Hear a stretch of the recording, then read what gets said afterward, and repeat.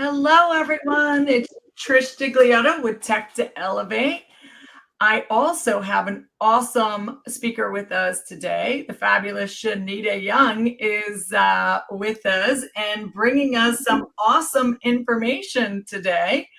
For those of you who have heard about AI, artificial intelligence, chat GPT, any of those things, and you feel like that's over my head, I don't even want to put my toes in it, I think Shanita's going to demystify some of that for us today. Right, Shanita? Yes, definitely. Thanks, Trish. And as said, my name is Shanita Young. I am an ACC AmeriCorps member, serving at Tech to Elevate as a digital coach. I'm originally from the Pittsburgh area. Definitely enjoy helping others and just being that support. And yes, as Trish said, we are going to dive into um, the more so to give like a background of AI to make you feel more comfortable about it. But also it it has its hidden features, I want to say, like so to speak. So Good. Well, and Shanita, I have to interrupt you for 1 second to say you introduced yourselves, but if someone wants to see how awesome you are, all they have to do is go to the Facebook, the Tech to Elevate Facebook page and check out the cool video you did on how committed you are to serving your community. That was a fantastic video. oh, thank you. Really great video. Yes. Yeah. And go ahead. Oh, no, you go ahead. One other thing I wanted to say is you guys for that are attending with us today, make sure you use the chat. And if you have questions, dump them in there. And then when Shanita takes a break between slides, we'll get your questions answered as well. So use the chat to ask any questions you have. And thanks for being here today, Shanita. We appreciate you. Oh, no, you're welcome. Thanks for having me. And yes, definitely check out our Facebook page, our Instagram page as well, and uh, YouTube. Actually, we have all our videos.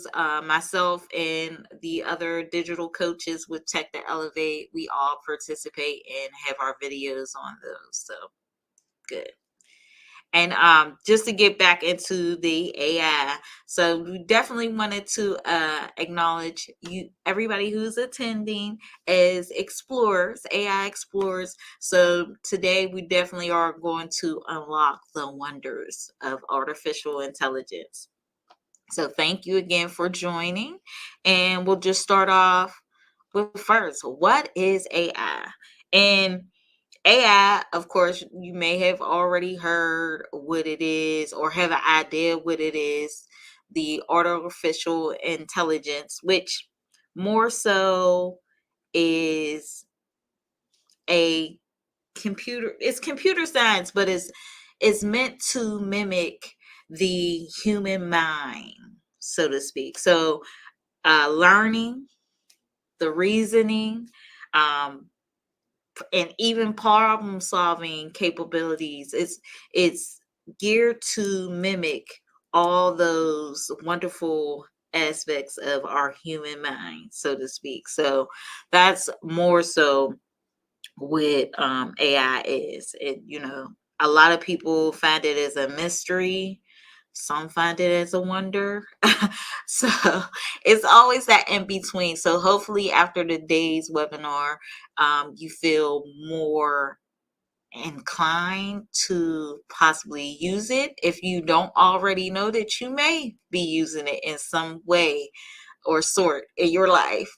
So we'll go on to the next thing, which for me, algorithm, you may have heard this term, you may understand it, you may not. Like me, I've heard this term so much, and I'm like, what does it actually mean? What is that? Because everybody refers to an algorithm, but what is that? So I felt the need to put this and make it a part of our webinar today to explain it and give like an example to give you more insight on what it is, because AI is built up of all different types of sorts of algorithms. So of course, not to explain it just did not make sense to me. So it is a process or a set of rules to be followed.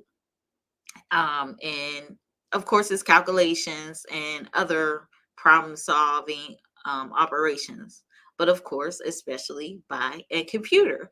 Um, and with that, I'm just going to show an example to kind of help if you are still questioning what does it, algorithm kind of mean, or how is the thought process of it. So this is an example that I got from IBM.com, which is for repairing a broken lamp. You see, the first start of it is the lamp doesn't work, and then you question it. Is the lamp is it plugged in? No. Plug in the lamp. It's like the steps to it's the steps to figure out the problem, right? Your lamp doesn't work. The first thing you're gonna question is it plugged in? No, it's not plugged in. Oh, well, let me plug in the lamp. Does that work? Yes or no. And you go through those steps to actually figure out the problem or figure out what you may need to do as a resolution. So that is, what an algorithm is. It's the steps that you take, and in the process, because initially you are gearing towards that ultimate resolution to whatever problem you may have. So if I hope that helps to explain that, but I just felt like it was good to explain it so you have a better understanding of what we're discussing as far as AI goes. Shanita, such a fabulous breakdown of what an algorithm is. You're right. You hear that all the time. The Facebook algorithm changed, or this algorithm changed. So to see it broken down like that just resonates so well with me. Thank you for doing that. I know, you're welcome. You're welcome. Look, I try to think of it how I'm taking it in. So believe me, like I said, I always questioned it myself. So to break it down, I felt like that was good. So. All right. So the next thing is, how does AI work? And of course, AI has a ton of different breakdowns. So we're going with just like the main parts of it. Which one? Yes, artificial intelligence. And the description, as it says, is it develops a smart system and machines that can carry out tasks that typically require human intelligence. And then the machine learning. You may have heard of that term. That's a huge part of AI, and it, of course, creates those algorithms that can learn from the data and make decisions based on patterns observed. And that does require human intervention when a decision is incorrect. So if there is a problem that is seen, and they see that it's not correct, then a human being has to intervene to help correct that decision. And that's how machine learning is. Then there's deep learning, which is it's like a sublet for machine learning. Which deep learning, to me, deep learning is just as it's described. You hear the word deep learning, and the first thing you're thinking is your brain is like overloaded. It definitely has to do it has to do with your brain. It uses an artificial neural network to reach accurate conclusions without a human intervention. So, and I'll explain further as far as the neural network, because that is a big part of going back to your brain. It actually is something that is made up of different, they refer to it as nodes, but it's different parts, but it's geared to more so mimic and be mimicked by the human brain. So the way that our brains work is what the neural network is designed to be. So that is a part of the deep learning process. And if you think of neural network, um, just think that it's constantly adjusting based on the changes in inputs or situations, which is just as human like. We constantly adjust to different changes or situations based on what we're getting in. Like, we have to adjust. We have to make some changes. So that's exactly what this is as far as that system goes. And then we're going into explain that more so machine learning types, because machine learning again is a huge part of learning and the AI process, so to speak. So there's more so three main parts. You may see different breakdowns of machine learning, but you're going to see majority just all three of these being implemented in that, which is supervised learning, unsupervised learning, and reinforcement learning. Supervised learning is actually it's more so the labeling of data. So it's yeah, that's more so what it is. It's more so the labeling of data. You could think of different things such as like email, like the way that different spams and stuff are tracked, things like that. And then unsupervised learning is actually the reverse. It's the unlabeled unlabeled data. So there's no corresponding output values to that. And then last but not least is the reinforcement learning, which is more so the feedback. So in the form of feedback, there's either rewards and penalties, or you know as far as those outputs. So it's a little bit more deeper than that, and that's something that maybe later down the line we could get more so, but I wanted to give you the start of it, which is the steps as far as machine learning and deep learning, and the process and the difference between the two. All right. And then we are going into more so the ethics in AI, which everyone I feel like has their concerns about AI, whether it's good or bad. You have concerns as far as what it looks like, how is it going to affect us. So privacy, these are some of the main things people probably are considering, even yourself. So the privacy, you know, um, what type of, how is the data being shared? How is AI respecting your privacy, so to speak?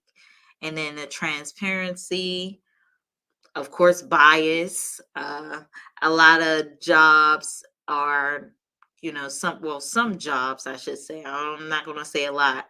Uh, some jobs are using AI to kind of filter out resumes now. And some people may seem or fear that it has bias to that. But everything with AI, it's a human system. We as human beings have developed this system. So I think that we definitely want to consider that as well when we have these concerns. And it's fairness and accountability. Like, who's responsible if this bot does something wrong, or it gives out the wrong instructions, or those questions about accountability. So um it definitely is where we would just have to gear it to be.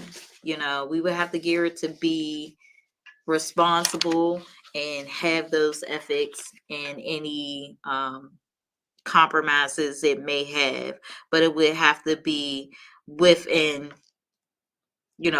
rights, so to speak. Any governance and compliance issues, that would have to be considered with the development of AI. So, not that you yourself may have had these concerns, but I think it's everybody's concerns, because you never know how far it's going to go, or what we may have to look to in the future. But we all are using AI in some type of way. I feel like everybody has interacted with it in some type of way. It just may not have been known to you. All right. So in this example, um, this is about the everyday use of AI. And you may directly have your own devices, such as an iPhone, where it's like, hey Siri, or you have Alexa, hey Alexa, or you have hey Google, which I use Google products, and I know myself that I have yelled at Google sometimes, like especially in a car, and I'm having conversations, and I say something, and my Google pops up, and I'm like, I was not even talking to you. Why are you answering my text? I was not even talking to you. So, you may have had the same experience with any of these platforms, because it's listening to you. It's listening to you. I think these are cool. Like I said, I personally have used more so Google. I have used Alexa too, but Google in my everyday life, I use Google every day. So,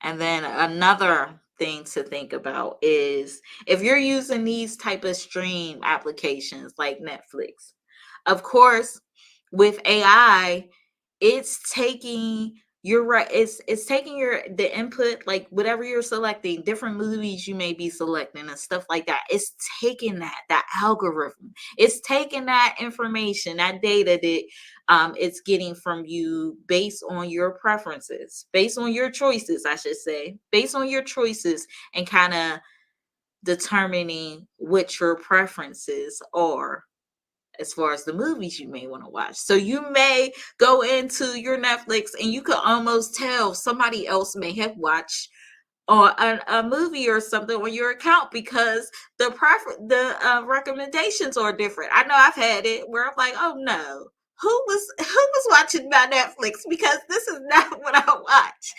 And of course, that's AI.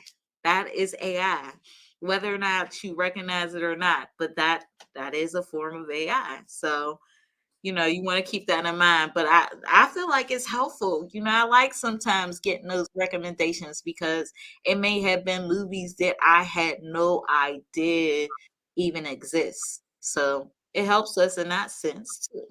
Shanita, that is so funny. One of our main arguments in my household was I don't like scary movies. I watch romantic comedies, right? So I log into Netflix and it's under my name with my little icon there.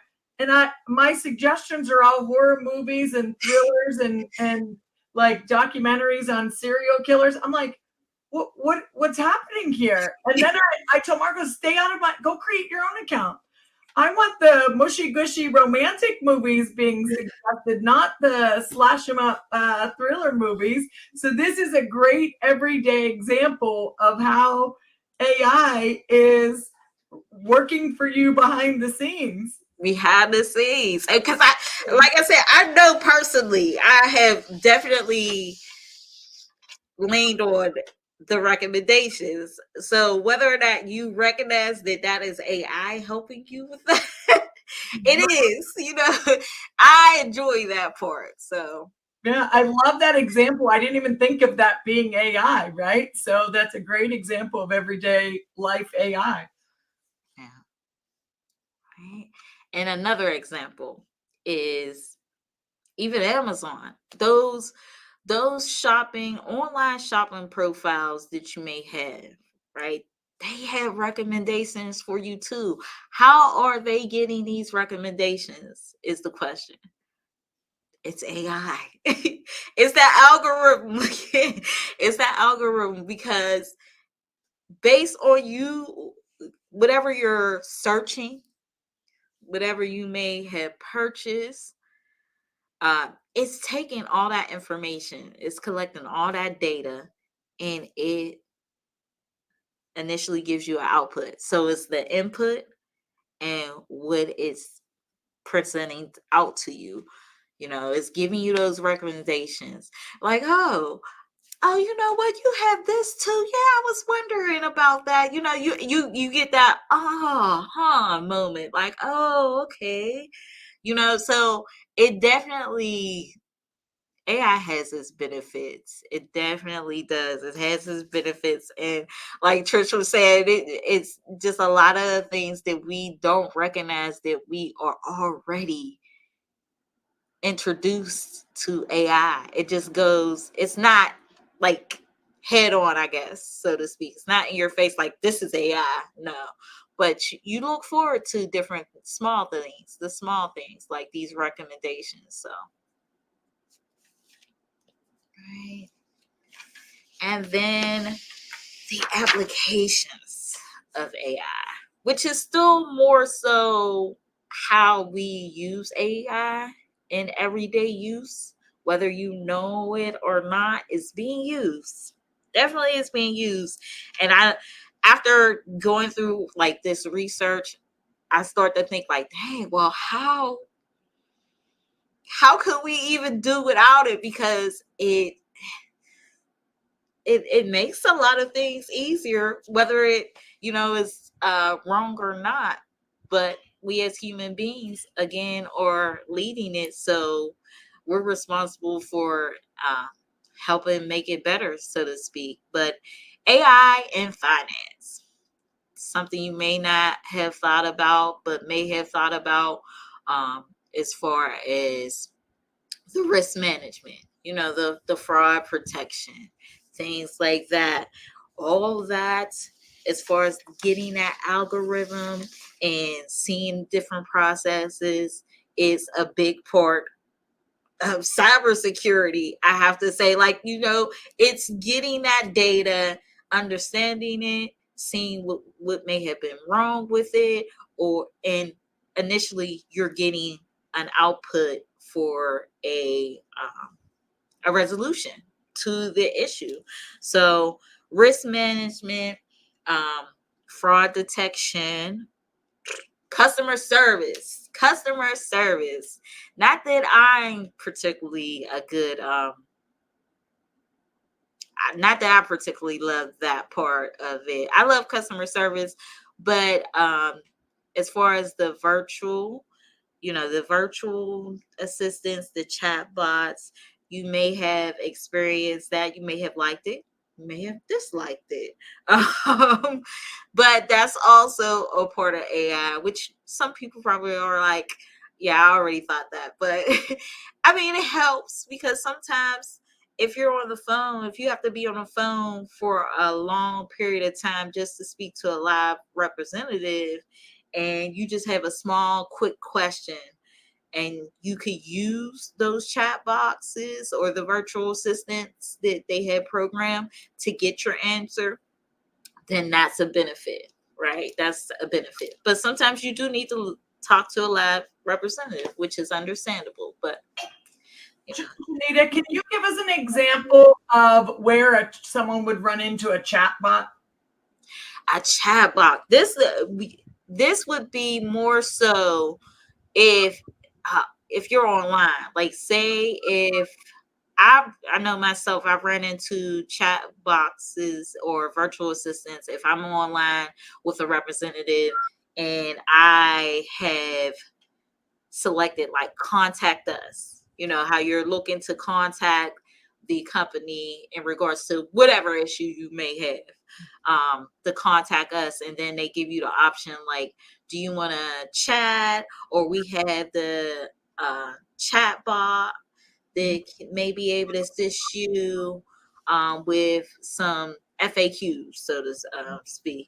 So something like that, where you would have to be like more so online. I have not seen it where it's like well, I guess it's still the phone system as far as gearing you out through to who you may need to talk to depending on what your issue is. But the chat bot and the virtual assistant, I more so have seen that online. So it's more so typing in a chat, you know, it's like a chat setup. Yeah, like if I go to a website, I got an ugly gift for Christmas, I want to return it. I go to the website and say, hey, I need to return something. What's your process? Kind of those automatic answers or what a chatbot is, right? Right. Those That, automatic answers. And honestly, it's almost, it really is set up like a FAQ, but instead of you having to really just search the FAQs, if you put it into the chat box, what the issue is, it's going to bring you up the options based on what you're entering into with the chat. So I guess it makes it a little bit of an easier, faster process to really narrow down your answers for your problem. So kind of like when you mentioned the phone system. Like if I call Walmart and I want to talk to someone in the furniture department, right? I don't have to call, wait on hold. Someone gets on the phone. Oh, no, no, no. Sorry, you need the furniture department. Hold on 1 second. And then they mistransfer you and you end up in the bakery and then they transfer you. So it just kind of streamlines it, makes it a little bit easier. So you're not searching all over the place, I guess, right? exactly. Yes. Yes. Yeah. Yes. That's a perfect example. Yes. Exactly. And then we'll go on to our next application of AI, which is more so marketing, advertising, and again, this might be something that you have used yourself as far as even personalizing the email setup, the way you may need to structure your email, search engine, um, image recognition, which is something that we're going to go into a little bit more later in a few moments. And then it goes back a lot of things with the applications of AI, even though it could be like a different category, you'll see a lot of repeat things like the chat box, which we just discussed that, and speech recognition, uh, content creation is of course a big thing with marketing and advertisement, um, just to kind of help streamline, and it also helps you kind of streamline your target audience as far as your customers, um, your ads. It helps you create those more personable ads and things like that. So that's something to think about too when it comes into people creating their marketing and advertising. So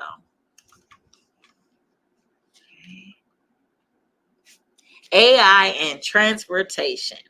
Yes. This is huge. Now, I would have to say, I have never seen a smart sidewalk. I don't know about that. Everything else in this picture I am familiar with, but the smart sidewalk, I have not experienced that. So, you know, maybe some of you have. That's great. That seems very interesting to me how that would all work. But again, that's something that's huge as far as AI and transportation. When you think of the traffic lights or the cameras, because we know cameras are all over the place now. And sometimes that is a huge thing when it comes into play with different emergencies or things that happen in the world that we would hope not to happen, so so that helps to, bring awareness to it and possibly even get the immediate attention it needs to save someone's life even. So to think that we are that far in our future where things are becoming easier to be addressed, definitely when it comes into play with the transportation and traffic. And of course, smart cars are a huge thing. um, Smart cars, the self-driving cars and buses and vehicles and things, AI, they have to be programmed to even recognize, again, imaging, image recognition. They have to be programmed to recognize that there's a car on the side of it or in the back of it, or that there's a stoplight, or different things of that. When you think of how the self-driving vehicles are, like, that's huge, but it's all a part of AI as well. It's all a part of AI. So I mean, it's just something to think about, how we, in our everyday lives, there is a huge part of AI being included in it. So,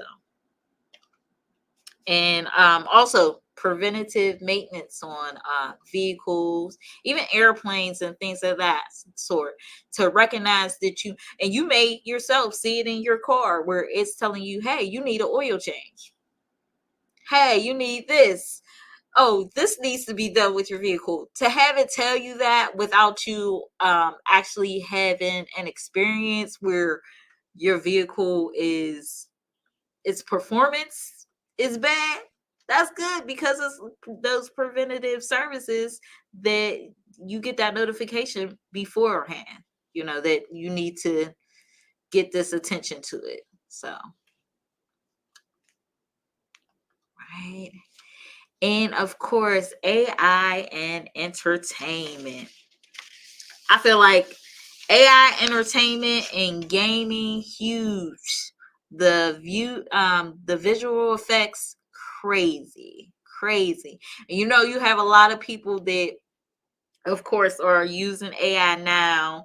I feel like it's a trend where they are taking a picture of themselves and allowing the AI to create a picture from a different time period, 1940s, 1980s, even though I'm like, the 80s was but the 1940s, they want to see what they would look like if they were in that time period. So it's cool to see that. The gaming systems, like, again, the graphics, the animation, crazy.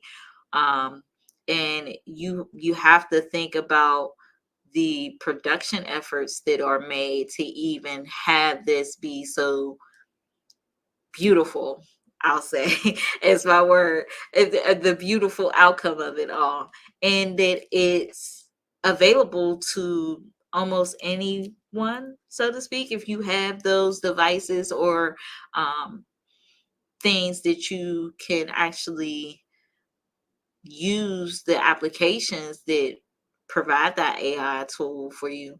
It's so easily accessible right now. So yeah, you think about that too. So cool. I think it's really cool, how The growth, it just makes you think a lot. And then, like I said, I know a lot of people have thought about AI like, oh my goodness, how has it affected me? Some people are scared of it, some people are excited for it. But you know, with change comes. So we still are a big part of it as human beings, how it's going to change. So I would say just to keep that in mind too. Right. And then again, I said we were going to come back on the power of image recognition. And with image recognition, it more so is instruction to the computer system, um, how to read and comprehend different images. So, and you may just, when you hear image, you may just be thinking of a photo, but of course it goes way beyond that. Maybe way beyond just a photo, way beyond just the transportation aspect of it as well. When you think of medical, health, healthcare services, and the image recognition, and how um, AI may have improved that area, it's huge. It's huge because, you know, just think, we don't, a lot of people don't even have to be in the hospital as long as they used to be, and things like that. And it's, a lot of things are being recognized a lot sooner than probably previously known. Um, but the image recognition, again, it's just the power to, for the system to read and comprehend those images, whether it's different patterns, shapes. um, it's all a part of that algorithm process as well. And then also some other things to think of that I didn't mention as far as recognition as well is, well, I guess I did mention that.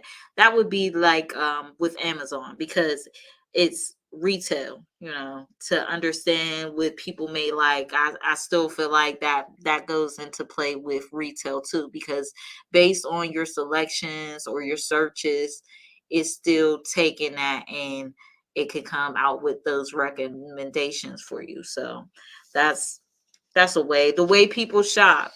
Sometimes, I don't know if everybody has had this experience, but I'm sure a lot of people have had it. You may have been searching um to a different, well, you may have been searching a particular merchant, and that goes off, and then you log on to Facebook or Instagram, and you see an ad for the same thing you may have just been searching. You're like, hey, why did this just pop up? And I just searched it. I didn't search it on here, but I just searched it. That's AI. That's that algorithm. It's providing you with different options based on your search. So it's that recognition. Again, that's a part of the image too. It's recognizing what you are looking at, what you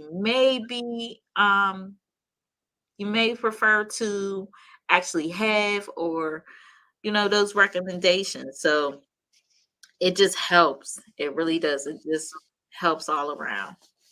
Shanita, one of my favorite image recognition things is I could take a picture of my coffee cup if I don't remember like where I got it and I need a replacement. And it literally, if I use Google Lens, snap a photo of it, it will tell me where I could buy that, what the brand is and where I could buy it. Yes, that is true. That's true. That, and it does help, because a lot of things that, and that, yeah, and that could be with retail too, because a lot of things that you may say, if you purchase something or you got a particular item somewhere, but you you really don't see it. Like Trish said, you can look it up, take a picture, and it'll recognize it and give you the merchants, or if it's any stores close that may have that available for you. So yeah, recognizing it that way. Yeah, that's true, Trish. That's a huge one. That does help. It helps me a lot too because I use that a lot, especially with things that I know that I'm not going to see just on my everyday stops as far Yeah. as stores and stuff. The So next time I see someone with cute shoes on, I know exactly how I'm going to figure out how to put them in my closet, right? yes, you take that picture. Google Lens, let's do Let's it. see. But no, it is. Also, when you think of like different recordings, I hate to say it like this. Think of like catfish. You know, they took they take those images and search to see if the person that they're looking for is actually the image that they're putting out there. Like you can search people by image. That is that's crazy. And I mean, of course it has its benefits too. Say if I hate to say it, if there was some type of crime or something, you know, nowadays everybody has probably a ring camera or some type of security camera on their door that are taking those images and helps the the police in that solve the case. So that's another way to think about it as far as image recognition goes. There's so many things I think that you can consider with AI, and it's not done. There's still, still developments with AI. So going into it, and like I said, this is just like the opening for it for you to just give you something to think about to make you hopefully more comfortable with using it. Um, but you know, this is also an example that I like because it kind of gives you different things to think about again with image recognition. That it gives you those results, healthcare results, different images you may take. Um, of course, the scene, say if there's some type of production going on, like filming, it helps with that.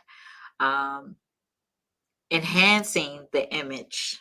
That's a big one because a lot of people like to use filters and stuff. AI, AI, AI.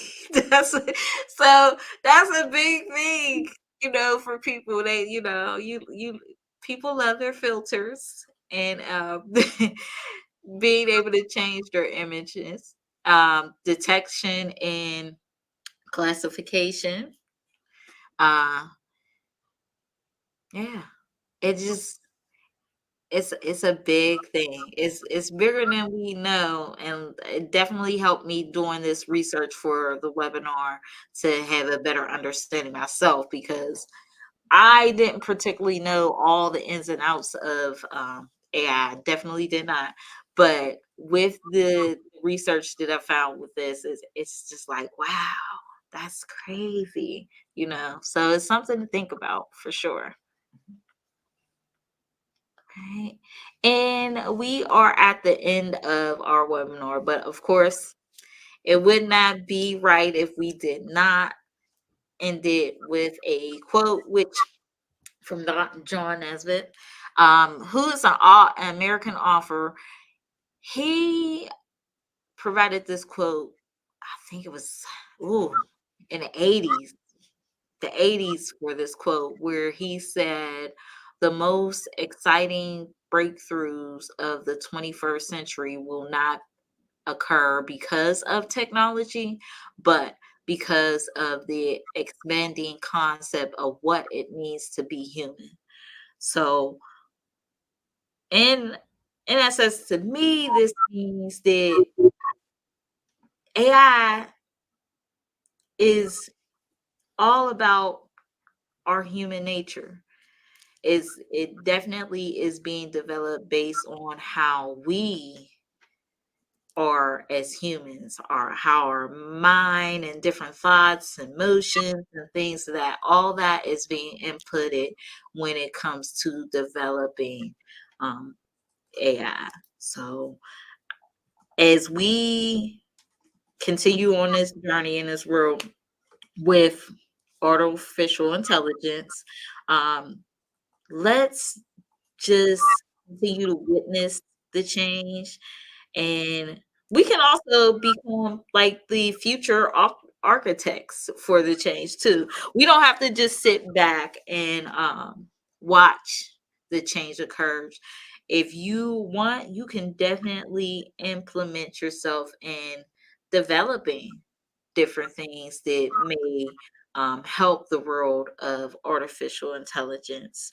Um, because, hey, we know with the possibilities as we are humans, and how people think and develop, putting in your input, it can't hurt. So, I definitely want to thank you all for coming along with us on this journey and embarking on the wonders of AI.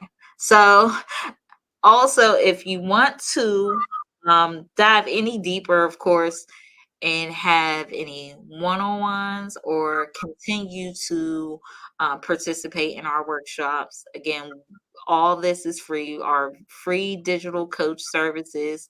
We do offer the one-on-one coaching as well as our workshops. So you can always contact us, which this is our contact information, our phone number, our email, our website, and one of our physical addresses, which is here in Ambridge. Right? Good. And you have exciting news. You've been very busy this week. Not only are you here sharing great information with us, you serve at the Ambridge Library already, but you also are you started this week at another library. Tell us about that. Oh, yes. We were at the B.F. Jones Library, which is in Aliquippa. So we just started this week. We will be there every Wednesday from 12 p.m. to 4 p.m. So if you find yourself, you have any questions in regards to anything digital, like you need help with your computer or you're trying to set up a resume, anything that you can think of that you may need assistance with in regards to that, we are open and we can help you. So Or, just come on down. yeah, or even something simple like setting up a different person on Netflix so your husband's scary movies stop coming into your algorithm, messing up your algorithm, right? Someone can Yeah. come in and you can help them with that too, right? Yes. And like she said, the simplest things. Like even if you're looking to set up an email account, like very simple. It Good. so Good. Shanita, thank you so much for being here. I think you kind of demystified AI for us some today because it's unnerving. If you read the news, they're like, ooh, artificial intelligence is taking over jobs. It's going to take over the world. Robots. They put all this scary stuff out there, and you really just demystified it and helped us understand how, even if we don't realize it, AI is already involved in our lives. So thank you for making it so easy for us to see, to be able to understand it a little bit better. all right, you're welcome. Thank you. Good stuff. So we will see y'all soon. Stop in the library. Again, Shanita, thank you for being here and being awesome and serving your community. And we will see you guys for the next webinar. Go to our website to see when that is. See you guys.